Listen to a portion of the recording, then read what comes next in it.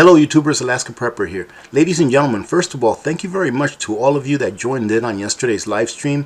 I noticed after I was watching the replay to see if I missed any questions that I missed a whole bunch of great questions and comments.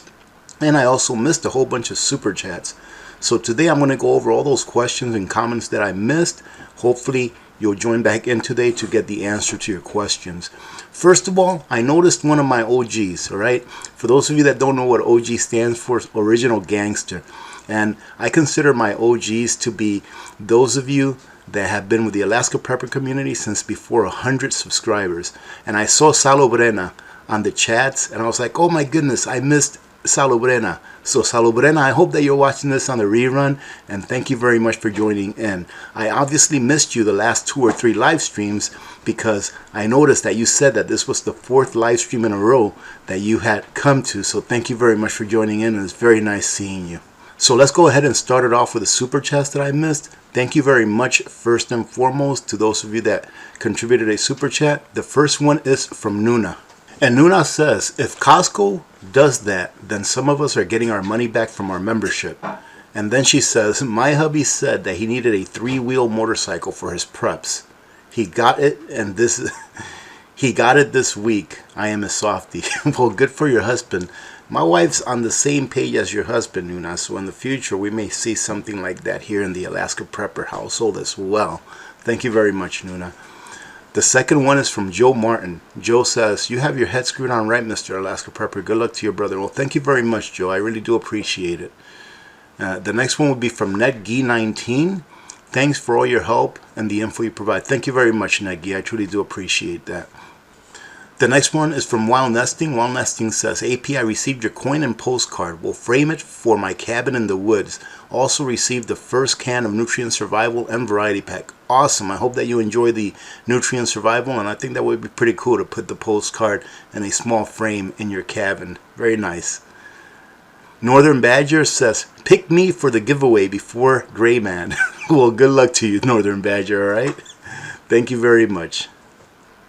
Let's see, Janet Jackson asks, can you share with us how to store chia seeds? Well, Janet, chia seeds are a very dry product, and I feel that they will store for a very long time. I don't have any chia seeds stored for long term. However, if I were to store them, I would store them just like I store rice or beans or any real dry grain. They should be just fine. Linda Seal asks, will sterling silver flatware be good to use after an SHTF? I don't see why not, Linda, because I always say that silver is silver is silver. Sterling silver just happens to be 92.5% pure silver. So in a situation where you may need to cash that in for the currency that is in effect in whatever country you may live in, it should trade just as well as regular silver. You're just going to get 92.5% of the silver of the weight of that product. So if you have a teacup, let's say, that's 92.5% silver, sterling silver, whoever you sell it to will give you the spot price more than likely just for the silver that's in that teacup. Alaska and Tennessee asks, when prepping cereal, if it has sugar in it, no oxygen absorber, and if it does, is it okay to use an oxygen absorber? You can use an oxygen absorber when prepping cereal that has sugars in it. Let's say, for example, Frosted Flakes, because that sugar that's on it is very minimal and it's already hardened, right? You don't want to use an oxygen absorber to store sugar because it will make it hard as a rock. But cereal that has a remnants of sugar in it, be it Cheerios, almost every single cereal does. I've prepped cereal this way and it should be just fine to prep it long term, as long as you of course store it in a proper manner in a temperature control room. It should last you a very long time, because most cereals, I won't say all, but most cereals are very, very dry, and that's one of the good ingredients to have in long-term preps, is that you store things that are very dry. Sandra Templeton asks, how do you know a good Foodsaver? Amazon has all the price points from $70 to $180. What I would say, Sandra, is purchase the best one that you can afford. I've found that the Foodsaver brand, Foodsavers, are very good quality. The one that I have is, I believe, about 10 years old, and it's still going strong. I haven't had to replace anything for it, but I always take care of it. I even have it in its original container, its original box. Every time I use it, I put it back in its foam container and I slip it back in the box. Deb SM asks, Rudy, are any of your store employees going on strike? I really haven't heard or seen anything like that here in Fairbanks, Deb. Sunshine67 asks, what are your thoughts for the near future? I am preparing. Well, for the near future, Sunshine, I think that things will incrementally get worse, societally speaking, and I think that the government will continue to slowly but surely encroach on our rights. So that's why we prep. We are in a cycle, and right now I feel that the part of the Tytler cycle, look up the Tytler cycle, or take a look at a video that I did a while back on the Tytler cycle, Tytler. I feel that in that cycle, we are in the dependency part. And once we're done with the dependency part, the next part is going to be the oppression part. If people think that they are oppressed now, just wait. If that cycle continues as it always has throughout history, we will then next pass on to the oppression cycle from the dependency cycle. And Ann Palmer has a great comment. Remember that you can reuse Foodsaver bags, especially if you only had dry items in there. That's right, ladies and gentlemen. So when you get your Foodsaver bags out and you're taking something out that you stored a long time ago, make sure that you cut it nice and straight with a scissor or with a razor knife. And remember that you can reuse it. Even if you had something wet in there, like meat, you can go ahead and wash them out and make sure that they're nice and dry inside before you reuse them. So great point, Ann. CR says, AP, what's the best place to buy vacuum seal bags? Do you like to use only the name brand Foodsaver bags or not? So I answered this question yesterday, but I thought I'd show you a sample of the bags that I purchased from Amazon. They are in my Amazon storefront if you want to take a look at them. And the reason that I put them there is because these are very high quality bags and you get a very good amount for a pretty good price. So take a look at these bags right here, and they should work pretty good for you. They've worked good for me, either for storing frozen things, so i.e. wet items, or for storing dry items as well. Hector Prepper asks, have you ever experimented with canned brown sugar? I have stored brown sugar in its original packet for years, just leaving it in the cupboard, and it's always been good. So I have no problem with storing it for long term.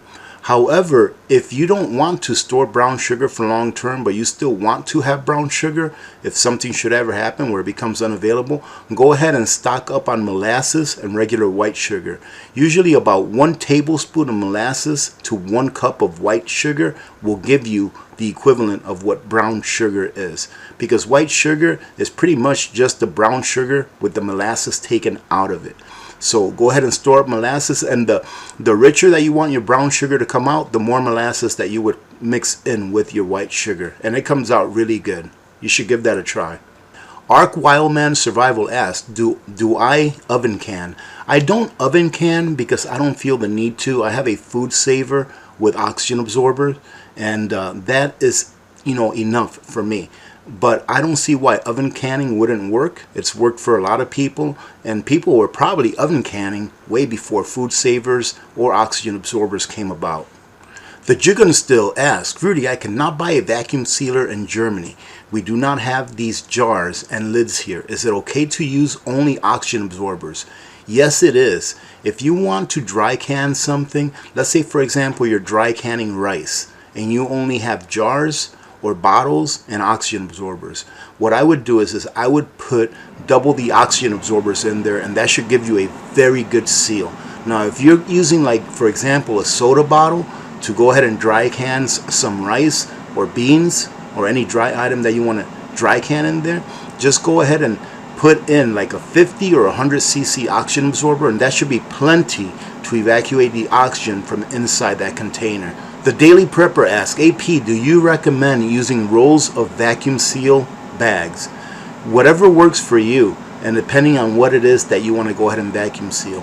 Having rolls is also good in my opinion, because sometimes you want to vacuum seal something that is pretty long. Like for example, I've seen whole salmons vacuum sealed.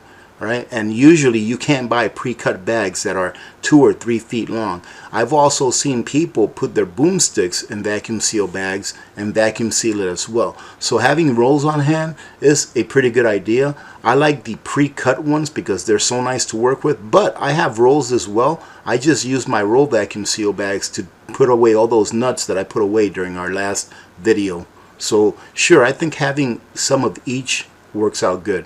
You can always find them on sale too, so don't buy them full price. Make sure you have enough in stock to last you however long you want, and then whenever they go on sale, pick them up on sale.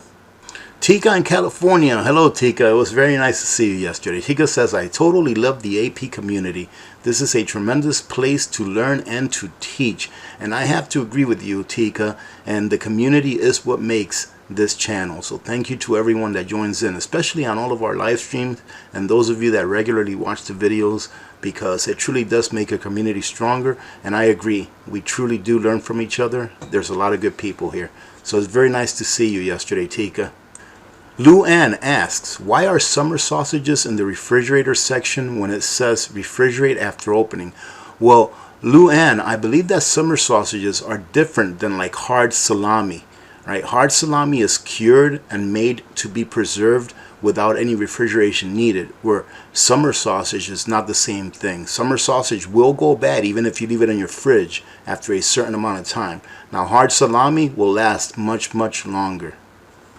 Gail Hooper asks, doesn't that crush the cereal? I believe Gail was asking about when I said that you can store cereal away for long term, like in Mylar bags.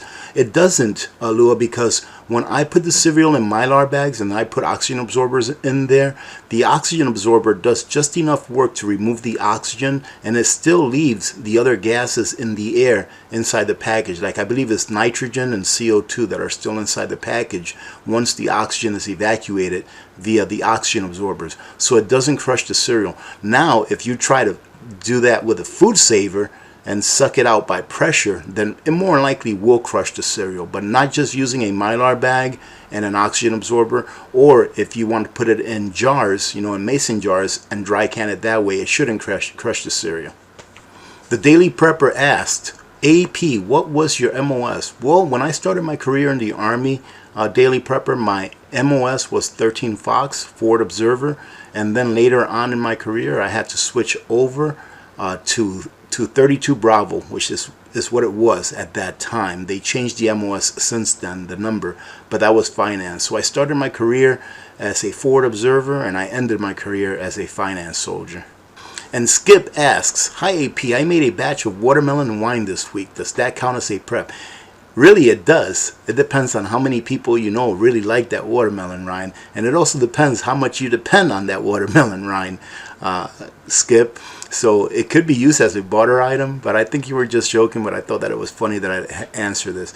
Anything that you make that has value either to yourself or to someone else can be considered a prep, because you can either use it for yourself when you can't find it anywhere else or make it, or you can use it to barter with. Eva Wallace says, my first live stream from Idaho. Thank you all for what you do. Thank you very much, Eva, for joining in. It was very nice having you. Sorry that I missed this. I would have loved to have given you a shout out during the live stream. And here's a great one. Sunset says, dog food recipe. Brown rice, sweet potatoes, carrots, meat, no garlic or onion. Garlic and onion are no good for dogs. And Little Miss Alaska Prepper tells me that all the time. Sandy says, hi, I am a new subscriber and it's great to be here. Well, welcome, Sandy. Thank you for joining the Alaska Prepper community. I hope that you get some value out of it, and I'm sure, as you can see, that our community is great. So thank you very much for subscribing and becoming a community member, and welcome. Manuel de Jesus asks, is anyone else in your family prepping? Yes, indeed. A couple of us are prepping. I have a few brothers and sisters, and not all are preppers, but a couple are. Becca asks, hello Becca. Becca asks, once you open a number 10 can, how long will it last? Well, it depends what it is that you have, and it depends on the humidity level and the heat in which you live and you're going to store that open number 10 can. I've always said that if you open a number 10 can and you live in a very humid area and hot area, that it may be a good idea to go ahead and put it in the refrigerator. The refrigerator keeps the humidity down, and obviously it keeps things in there cool. So if you're worried about opening a number 10 can and leaving it out because you live in a warm or humid area, go ahead and put it in the fridge. However, I can tell you that I've had number 10 cans of products open for at least a year or so, and it was still good. Prepper Nerd asks, what is the expected shelf life of canned brisket or chicken? Well, the USDA says that if properly processed and properly stored, a can of almost anything is going to last indefinitely, as long as the can has not been compromised by rust, pinholes, if it's not bulging, if you stored it in a temperature controlled area that's between 55 degrees Fahrenheit and about 70 at the max, it should last indefinitely as far as it being safe for you to consume. Walks Alone asks, how do I long-term keep spaghetti noodles? The best way that you can store for long-term any kind of spaghetti noodles, with the exception of egg noodles, I've found that egg noodles do not store very well, so I do not store them at all. But just regular pasta, you can either dry can it in a jar, you can dry can it using a vacuum sealer with oxygen absorber, or you can just go ahead and put it in Mylar bags in 5-gallon buckets with oxygen absorbers, and they should last a very long time. Noodles or pasta on their own, just leaving them on the shelf in a box, already last a very long time on their own. So using that extra precaution by putting it in a Mylar bag and using an oxygen absorber to keep the oxygen out of it will only make it last longer. Angels Arrived for the third time. I think I might have caught this question during the live stream, but I didn't see that I did. So Angels Arrived asks, can you pressure can salami? You can pressure can anything, Angels Arrived, not being sarcastic by saying that. However, I've never pressure canned salami because I think that the texture would be so dense that it would not be enjoyable to eat once you took it out. But you can pressure can it and it will come out in a form that you can eat it and it be safe for you to eat. However, I wouldn't, because again, like I said, I think the texture would be too dense with salami, because salami is already a dense meat as it is. But go ahead and give it a try. Next time that you pressure can a batch of anything, save one space and put some salami in it, maybe a few pieces of salami in it, and see how it comes out. And let us know if you do. Rooster Cogburn asks, needle milk powder, whole milk, not fat free. How long will it store after I repackage it in Mylar? It should store for a good long while. I've never used the needle milk powder. I hear it's really good, but I can't find it here in my area. Maybe Walmart has it, but I just never really looked for it at Walmart. So go ahead and store some away, making sure that you use, I would probably, if you're concerned about the fat in there, go ahead and double up on your oxygen absorbers. And that should ensure that the fat in there doesn't get rancid. Just like I opened up those walnuts that I had stored 6 years ago. Walnuts are a very, very fatty nut, and they tasted just like the day I packaged them because I vacuum sealed them with oxygen absorbers in there. So give it a try like that. Maybe put some away for a year and try it. That way you can feel comfortable that you can put some more away for longer term. Jacqueline Johnson asks, Rudy, what kind of wax can I get to preserve cheese? Well, just get online. Amazon sells cheese wax in different colors. It doesn't really matter what color you get, but cheese wax of any kind should be good for you to preserve cheese. Take a look at the video that I did here a while back, I think probably 2 years ago, where I did some cheese preserving with wax. It came out very good. We went ahead and stretched it out to a year to see how the cheese was after a year, and it was good all the way a year out. So that convinces me that it would be good for longer. And Margarita has a good answer about the salami. My mom stored salami in wrapped burlap with fat and twine. That's awesome. So you see, salami is different from your sausage, from your summer sausage. Salami you can store out in the open air, where summer sausage is not really meant to be stored outside of a refrigerator. And the last question is from Tanya. Tanya asks, what is the best way to calculate how much food supply I have will last me before I start to starve? Well, the way that I do it, Tanya, is I do it by calories, all right? We store pretty much what we eat, with the exception of the really long-term food storage that I put away in cold storage. So we don't really regularly eat like Mountain House. The only thing that I regularly eat now is Nutrient Survival, and that's definitely going to be part of my main staple going forward. However, just go ahead and take how many calories it is that you require per day. I like to average around 22 to 2,500 calories a day per person. That's not saying that each person in your household is going to require that same amount of calories. Some may require 3,000 calories a day because they're out cutting wood, they're out gardening, they're out hunting, things like that, where some may require less because they're doing more domestic work, like taking care of kids, cooking, things that don't take that much more energy. So I figured that if I calculated about 2,500, 2,200 calories per day per person, that will average out to what the entire family needs per day. So I hope that helped. All right, ladies and gentlemen, thank you very much again for joining in on yesterday's live stream. I hope that I answered all your questions, and thank you very much for being part of this awesome community. Truly do appreciate all of your support. Having said that, remember to be good to each other. When good people do good things happen. Remember to reach one, teach one, and repeat. If we all did this, the world would be a better place, and you know that it will be a better place. Many blessings to all of you and your families. I'm Alaska Prepper. I'm out.